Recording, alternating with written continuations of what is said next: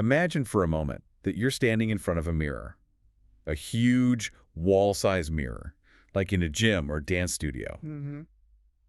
And you're looking at your reflection, and you decide you really, really want that reflection to smile. You want to see a happy face looking back. Exactly.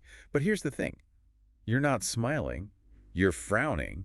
You're stressed. Your jaw is clenched. It's a frustrating image, isn't it? It's maddening. You can, yell at the mirror. You can plead with it. You could even try to draw a smiley face on the glass. Right. But it's not going to work. It's just not. Until you smile, that reflection is completely locked. It cannot change before the source changes. And that image, that's the perfect place to start. It sounds so simple, maybe even too simple, but it is the absolute heart of what we're unpacking today. We're talking about the principle of correspondence. This is the 7th part of our look into the Kybalion and the Hermetic principles. And usually when you hear about this, you get that one ancient phrase. Oh, yeah. As above, so below, as below, so above.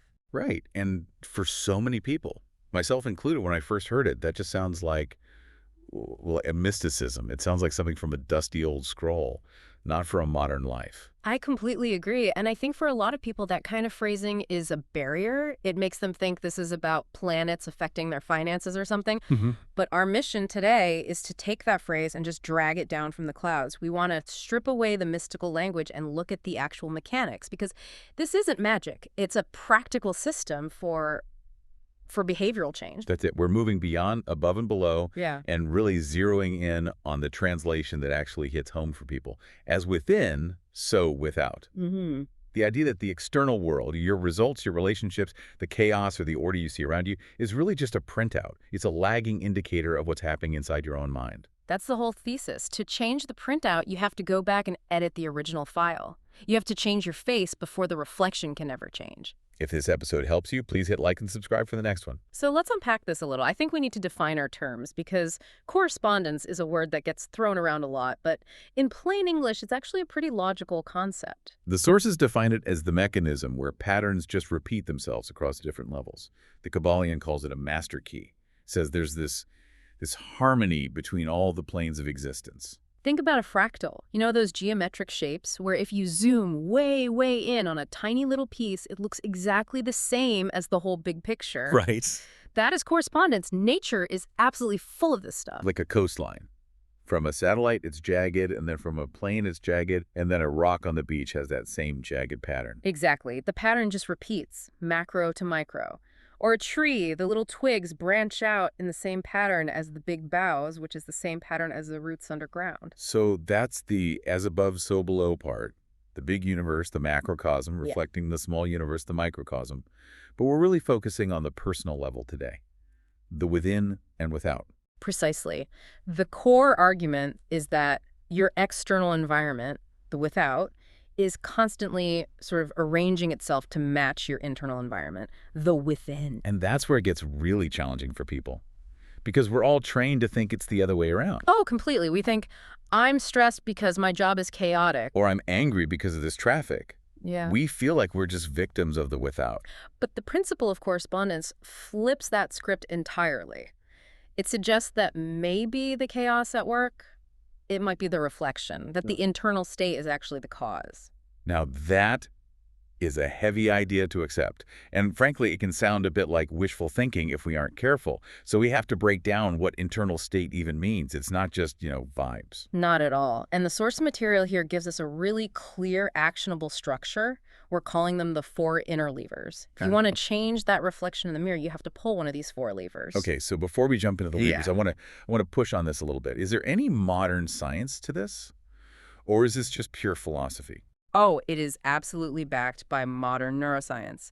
And to get it, we have to talk about a specific part of your brain called the reticular activating system, the RAS. The RAS. Mm-hmm. I've heard the term, usually in productivity talks, but I couldn't tell you what it does. Well, think of it like a bouncer at a very, very exclusive nightclub. It's a little bundle of nerves at your brainstem, and your brain is getting hit with millions of bits of information every single second. Millions.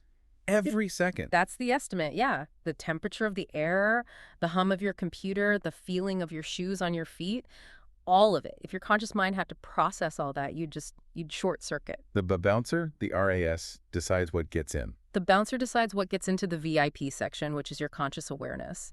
And here's the really critical part. You tell the bouncer who's on the guest list. Okay, how does that work? Give me an example. All right. Have you ever decided you wanted to buy a specific kind of car, let's say, a blue convertible?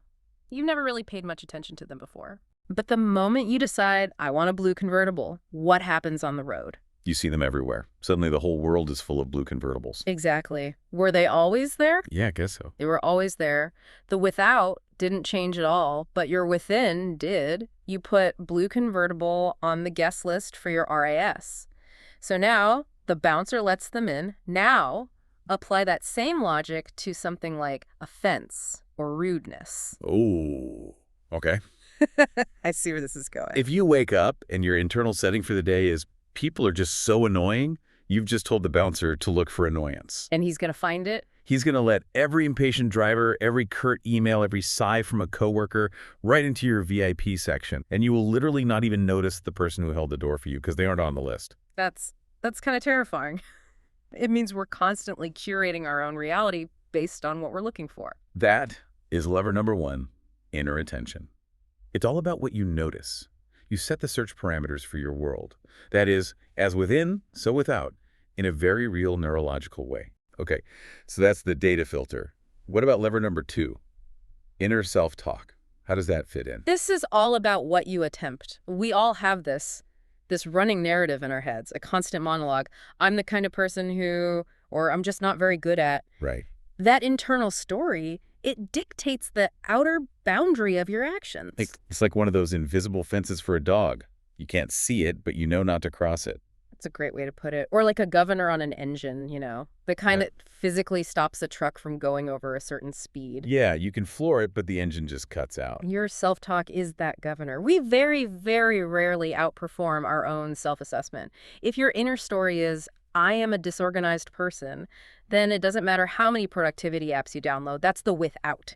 You will eventually find a way to sabotage them to match the within. Because if you actually got organized, your story would be wrong. Yeah. And the mind hates that. The mind hates cognitive dissonance more than anything. It wants the outside to match the inside. So if the inside says, I'm a mess, your mind will unconsciously create a mess just to restore that weird familiar order. Which leads right into lever number 3, inner standards.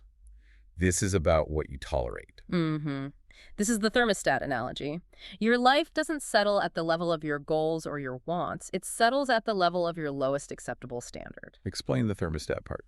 Well, if you set a thermostat to 70 degrees and the room gets cold, say 65, the heat kicks on. It works to bring things back up to the standard. Right. But if the room gets too hot, say 75, the AC kicks on to cool it back down. It always returns to the setting. So if my outer world is chaotic or my finances are a mess, it's because my inner thermostat is basically set to chaos is acceptable. It's a harsh way to put it, but Yeah. we don't get what we want in life. We get what we are willing to tolerate. The external environment will always eventually settle at the level of our lowest internal standard for order and discipline. You can't just blow on the thermometer to change the room. You have to change the setting on the wall. Exactly. You have to decide internally, I no longer tolerate this. Okay, which brings us to the deepest one, the 4th lever. Inner identity, what you repeat. Yeah, this goes all the way back to Aristotle. He had this concept called hexis. It's usually translated as habit, but that word's a little too weak. A habit is just something you do. Right. Hexis is an active condition of your character. It's a state of being. Character isn't this fixed, solid rock. It's just the sum total of your repeated actions. And those actions come from who you believe you are. They have to. We act in accordance with our identity. One of the sources calls identity the causal blueprint. There was that famous study about voting. You remember this? Vaguely. Tell me. Researchers found that if you ask people, are you going to vote, using a verb, the turnout is at a certain level. But if you ask a different group, are you a voter, using a noun, an identity, the turnout goes up significantly. Just from changing one word? Because voting is a task, an action. But being a voter is an identity. People want to be consistent with who they believe they are. So if your identity is I'm a victim, your mind will seek out persecutors to prove that story right. The within designs the without. Okay, hold on. I have to stop us. Because I'm listening to all this, and one part of my brain is nodding, but another part is, well, it's getting really defensive. And I have to think some people listening are feeling the same way. I'm glad you're stopping us. What's coming up? It's this idea that your outer world reflects your inner world. Yeah. Because that can sound dangerously close to everything bad that happens to you is your fault. Like if I get into a car accident, did my inner state somehow correspond with that? If someone gets a terrible illness, is that because they had negative thoughts? This is it. This is the danger zone. This is where this whole philosophy can go completely off the rails and become incredibly toxic and harmful. It's victim blaming. It absolutely is if it's misunderstood. So we need to put up some really clear guardrails right now. We have to be crystal clear about what correspondence is not. Okay, guardrail 1. This is not superstition. Right. This is not magical thinking. Right. We're not saying if you sit on your sofa and just visualize a sandwich really hard, one is going to poof into existence on your plate. Right. It's about a causal chain. A thought leads to a decision. That decision leads to an action. The action leads to a result. It's physics, not magic. Guardrail 2, not instant results. The lag time. This is so important. If you plant a seed today, that's the within. You do not get a full-grown plant tomorrow. The without takes time to catch up. The inner world is fast and light. The outer world is slow and heavy. I think a lot of people give up right there. They shift their mindset on a Tuesday, and when their life isn't transformed by Wednesday afternoon, they figure it doesn't work. Exactly. Patience is a core part of the discipline. But let's go back to the really big one. Guardrail 3, not victim blame. We have to be absolutely explicit about this. Bad things happen to good people. Full stop. Accidents happen. Natural disasters happen. Other people make terrible choices that affect you. Correspondence is not about blaming yourself for a tragedy. So if a tree falls on my car, I didn't manifest that. No, you absolutely did not. That's not correspondence. That's solipsism. But, and this is the critical distinction, correspondence does apply to your response to the tree falling on your car. Okay, unpack that. Imagine two people. A tree falls on both of their cars. The external event is identical. Person A just falls apart. My life is over. Why does this always happen to me? They spiral, they get bitter, and it ruins their whole year. Person B is annoyed, obviously. But to them, it's a problem to be solved, not an identity crisis. They call insurance, they get a rental, they move on. The event was the same. The internal correspondence dictates the recovery, the pattern of the response. That makes so much more sense. It's about taking responsibility for your response, not for the initial event. It's very stoic. It's about defending the citadel of your mind. You can't control the arrows flying over the wall, but you can control the order inside the wall. And that leads to the last one. Guardrail 4, not denial of reality. Right. Correspondence is not about pretending the house isn't on fire. If your life is in chaos, you don't just sit there and chant, I am peaceful. No, you acknowledge the fire, but you maintain an internal order so that you can put the fire out effectively. You don't let the external fire become an internal fire. The soul becomes dyed with the color of its thoughts. Marcus Aurelius. Precisely. You maintain your internal state so you can effectively change the external one. Okay, so we have the core concept, as within, so without. We've got the 4 livers, attention, self-talk, standards, identity, and we have the safety rails. Now let's get really practical. How do we actually use this? There's a protocol here. Yeah, a mechanism for change. And the order really matters. If you skip a step, it tends to fall apart. So step 1 is, choose one and only one repeating pattern in your external world that you want to change. Just one. This is so key. Don't try to overhaul your entire existence at once. That's a recipe for failure. Pick the cluttered desk or the fact that you're always late or a recurring argument you have. One thing, okay? Step 2, shift the inner lever. This is the diagnosis part. You have to ask yourself, okay, which of the 4 levers is holding this pattern in place? Is it my attention? Am I only looking for problems? Is it my self-talk? Am I telling myself I'm lazy? Is it my standard? Have I just accepted this as normal?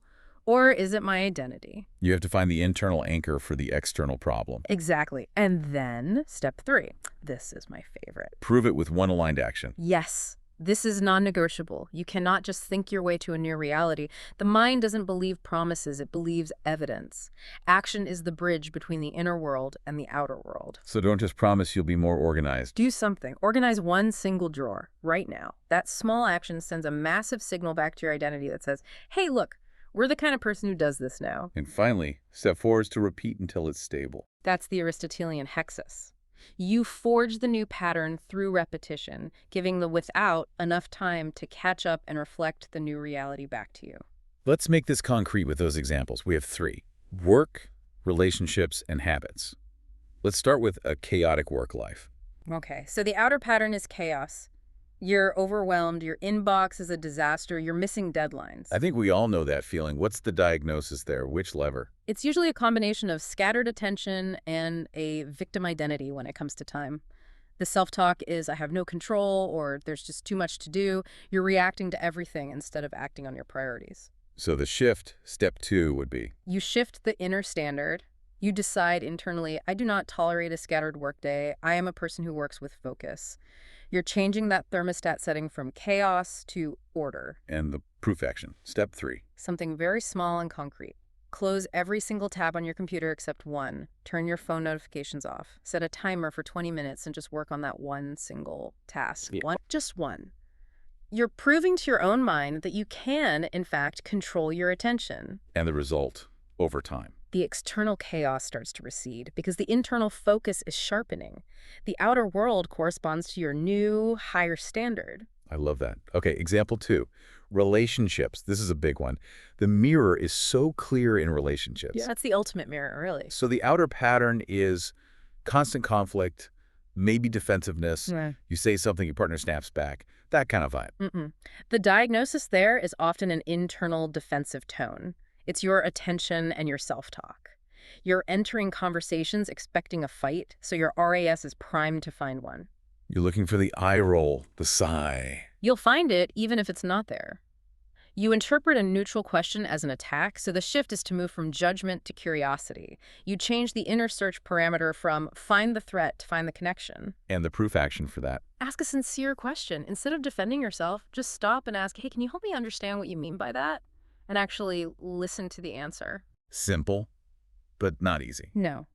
But it proves the shift. You are choosing to smile at the mirror first, and the result is that the mirror softens. When you put your sword down, it's very hard for the other person to keep fighting. Okay, last one. Habits. Let's use the classic fitness example. Right. The outer pattern is inconsistency. You start a workout routine, you do it for a few days, and then you fall off for weeks. Diagnosis is almost always an identity conflict. You're trying to perform the actions of a fit person, but your internal identity is still, I'm lazy, or I'm not an athlete. You're fighting yourself. The governor kicks in. Yeah. You'll always find a way to stop because people like us don't do things like this. So the shift is to change the identity. Not to, I'm a marathon runner, but just to something simple like, I am the type of person who shows up. And the proof action. Do the habit for 2 minutes. That's it. Put on your running shoes and walk to the end of the block and back. That seems almost too small to matter. But it's not about the workout. It's about casting a vote for your new identity. A person who shows up, even for 2 minutes. You did it. You are that person now. And the result is that consistency builds on itself. The identity gets stronger with each vote. And eventually you look in the mirror and the reflection is someone who just works out. It's who you are. This is a perfect spot to move into a guided exercise. We want to walk you through this process right now. We call it the correspondence scan. Yeah, this is a chance to apply this, not just listen. So if you can, just take a moment and go through this with us. Okay. First, I want you to pick one life area where you feel stuck. Just one. Your health, a relationship, your career, your money. Get one specific area in your mind. Got it. Okay. Now name the repeating outer pattern. Describe the reflection you don't like. Be really specific. I always end the month with no money left, or my boss never listens to my ideas. Now, here's the big question. Ask yourself, what inner pattern matches this? Look at those 4 levers. Is it your attention, your self-talk? Is it your standards? What have you been tolerating? Or is it your identity? Who do you believe you are in this situation? Be honest with yourself. The mirror doesn't lie. Now, choose the inner lever. Make a decision right now to flip that internal switch. If the self-talk was, I can't, flip it to, I'm learning. If the standard was good enough, flip it to, excellent. And now, choose the proof action. What is one small, tiny thing you can do today to prove that you've made this shift? Not tomorrow, today. Pay one small bill. Write down one idea for your boss. Do 5 push-ups. One concrete action. Finally, choose the phrase. Select a short sentence, a mantra that matches this new pattern, something like, I own my response, or I am a person who follows through. Lock that phrase in. That's your new internal code. Now just take a breath and feel a sense of calm commitment to repeating this. This isn't a magic trick, it's a practice. That's the work. That is the principle of correspondence in action. Before we wrap up, I just want to quickly hit a few common misunderstandings that people run into, even with the guardrails. Yeah, let's do a quick lightning round of corrections. Okay, correction 1, solipsism. The idea that you are the center of the entire universe. Right. The correction there is, you influence, you do not control. You are the architect of your response, not the architect of everyone else's behavior. Correction 2, suppression. Trying to fight or kill negative thoughts. Yeah, that just makes them stronger. The correction is to use polarity. You don't fight the darkness, you turn on a light, you focus on cultivating the new pattern, and the old one just withers away. Correction 3, perfectionism. Thinking your within has to be perfectly zen before your without can change it all. No. The correction is, this is a messy, iterative process. You will stumble. It's the overall trend line that matters. Correction 4, the magic pill. Believing thought alone will change things. Correction. Thought must be capitalized by action. Action is the bridge between worlds. And lastly, correction 5, ignoring the lag. This is giving up because the mirror didn't change overnight. The correction is simple. Patience is part of the work. You have to respect the time it takes for a seed to grow. So if we were to recap this entire deep dive, I'd say first, correspondence is just the law of patterns repeating. and the outer world acts as a mirror for our inner landscape. We have those 4 powerful levers we can pull.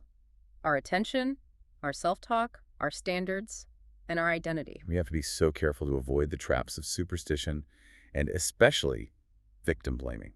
And real change always requires that same formula. Shift an inner lever and then prove it with a real-world action. And repetition is what forges character. And maybe the biggest takeaway is that you are the architect of the inner world, which becomes the blueprint for the outer world. That sets us up perfectly for our next session. It really does, because once you understand this structure, once you get the architecture of correspondence, now you have to learn how to manage the energy that flows through it. Next time, we are exploring Episode 8, Vibration, Mood, Momentum, and Tuning. Yeah, we're going from the static patterns to the dynamic frequencies, how to consciously manage your mood and build momentum, almost like tuning a musical instrument. That's going to be a good one. I think so. So the final thought is just, you have the agency, you have the levers in your hand. It's just a matter of choosing to use them. The mirror is waiting. You just have to smile first. Thanks for being here. If you want the full series, check the playlist, and please like and subscribe so you don't miss the next episode.